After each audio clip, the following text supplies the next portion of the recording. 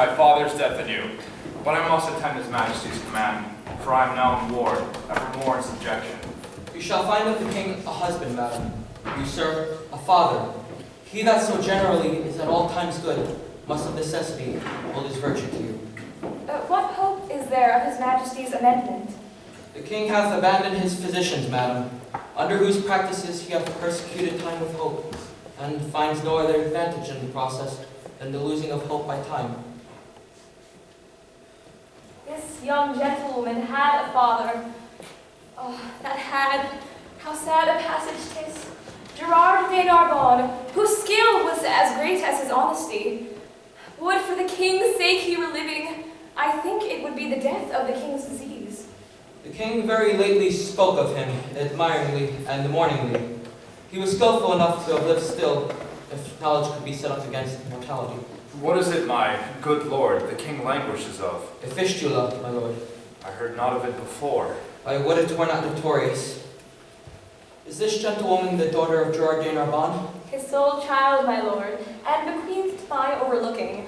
I have those hopes of her good that her education promises. Her disposition she inherits, which makes fair gifts fairer. For where an unclean mind carries virtuous qualities, their commendations go with pity. They are virtues and traitors too.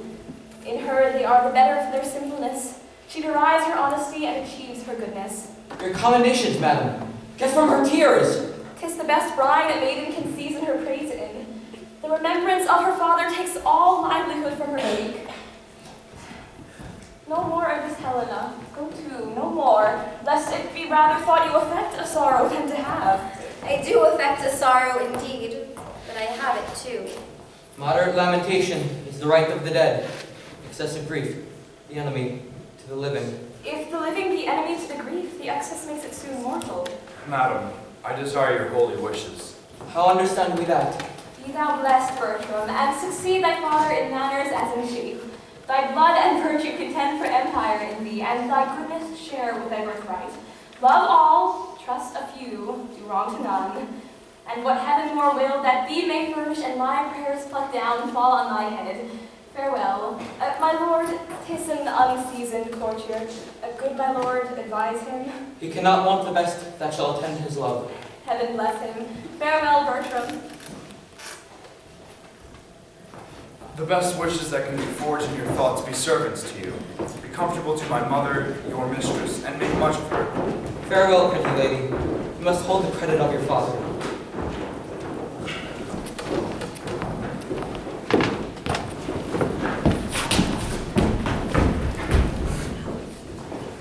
Oh, were that all?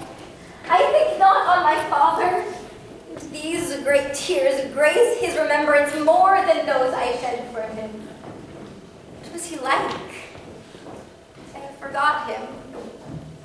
My imagination carries no favor in it but Bertram's. I am undone. There is no living, none if Bertram be away.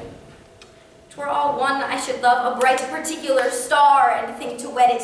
He is so above me. In his bright radiance and collateral light must I be comforted, not in his sphere. The ambition in my love thus plagues itself. The hind that would be mated by the lion must die for love. 'Twas pretty, though a plague, to see him every day, to sit and draw his arched brow, his hawking eye, his curls in our heart's table. Heart too capable of every line and trick of his sweet favor. But now he's gone, and my idolatrous fancy must sanctify his relics. Who goes there? One that goes with him. I love him for his sake, and yet I know him a notorious liar, think him a great way fool, solely a coward. Oh, save you, fair queen. And you, monarch, No. and no. Are you meditating on virginity? You have some stain of soldier in you. Let me ask you a question. Man is enemy to virginity. How may we, barricado, it against him. Keep him out. But he assails, and our virginity, though valiant, in the defense yet is weak, unfold to us some warlike resistance. There is none. Man setting down before you will undermine you and blow you up. Bless our poor virginities from underminers and blowers up. Is there no warlike policy how virgins might blow up men? Virginity being blown down, man will quickly or be blown up. In blowing him down again with the breach yourselves made, you lose your city. It is not politic in the commonwealth of nature to preserve virginity. Loss of virginity is rational increase, and there never was virgin God till virginity was first lost. That you were made of is metal to make virgins. Virginity by being once lost may be 10 times found, by being ever kept. It is ever lost. 'Tis too cold a companion, away with it! I'll stand for it a little, though therefore I die a virgin. As little can be said in it. 'Tis against the rule of nature. To speak on the part of virginity is to accuse your mothers, which is most infallible disobedience. He who hangs himself is a virgin. Virginity murders itself, and should be buried in highways out of sanctified limit as a desperate offendress against nature. Virginity breeds lights, but like a cheese, consumes itself to the very pairing, and so dies while feeding his own stomach. Besides, virginity is peevish, proud, idle, made of self-love, which is the most inhibited sin in the canon. Keep it not. You cannot choose, but lose by it. Off with it. How might one do so, sir, to lose it to her own liking? Let me see. Marry ill to like him that merit likes. 'Tis a commodity will lose the gloss with lying. The longer kept, the less worth. Off with it, while 'tis venerable. Answer the time of request. Virginity, much like an old courtier, wears her cap out of fashion. Richly suited, but unsuitable. Just like the brooch and the toothpick, which we're not now. And your virginity, your old virginity, is like one of our French withered pears. It looks ill. It eats dryly. Mariette, 'tis a withered pear. It was formerly better. Mariette, 'tis a withered pear. Will you do anything with it? Not my virginity yet. There shall your master have 1,000 loves. A mother and a mistress and a friend, a phoenix, a captain and an enemy, a guide, a goddess and a sovereign, a counselor, a traitress and a dear. His jarring concord, his discord dulcet, his faith, sweet disaster. In a world of pretty, fond, adoptuous Christendoms that blinking Cupid gossips. Now shall he... I know not what he shall. God sent him well. The court's a learning place, and he is one What? that... One in fate? That I wish well. 'Tis pity Oh, what's pity? that wishing well had not a body in it which might be felt. That we, the poorer born, whose baser stars do shut us up in wishes, might, with effects of them, follow our friends. Monsieur Perolus, my lord calls for you. Little Ellen! Farewell.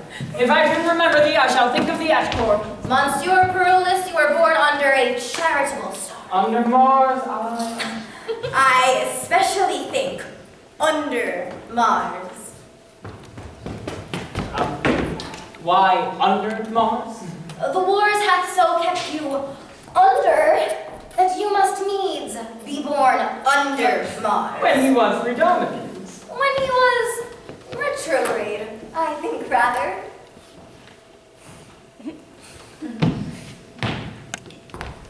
Why think you so? You go so much backwards when you fight. That is your advantage. I was running away. I'm so full of businesses, I cannot answer thee acutely. I will return perfect courtier. Give thee a good husband. Use him as he uses thee. So farewell.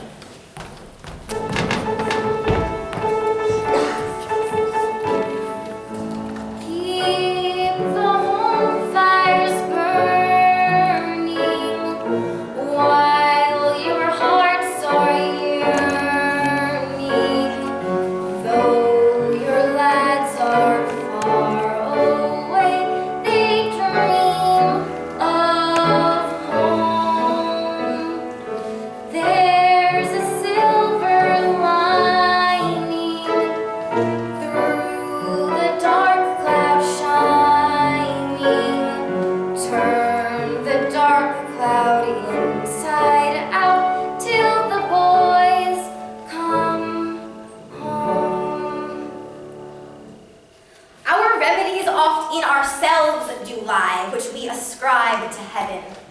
The faded sky doth give us free scope, only doth backward pull our slow design when we ourselves are dull. What power is it which mounts my love so high, which makes me see and cannot feed mine eye?